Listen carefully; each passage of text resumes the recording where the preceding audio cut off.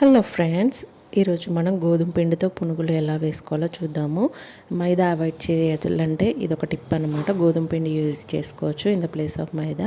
So నైటే కొంచెం ఇడ్లీ పిండి ఉంటే అందులో గోధుమ పిండి వేసి కొంచెం జీలకర్ర వేసి ఉప్పు వేసి నానబెట్టుకున్నాను.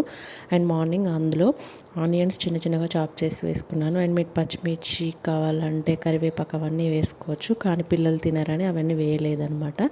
నెక్స్ట్ కడాయి పెట్టుకొని ఆయిల్ వేసుకొని హీట్ చేసుకోవాలి. ఇవి చిన్న చిన్నగా వేసుకోవచ్చు. చేయితో వేయకపోతే స్పూన్ ఉంటుంది కదా, మనం స్పూన్తో కూడా వేసుకొని మీడియం ఫ్లేమ్లో ఫ్రై చేసుకోండి. హై ఫ్లేమ్లో ఫ్రై చేస్తే ఏమంటే పైన క్రిస్పీగా అవుతాయి కానీ లోపలంతా పిండి పిండి ఉంటాయి అన్నమాట.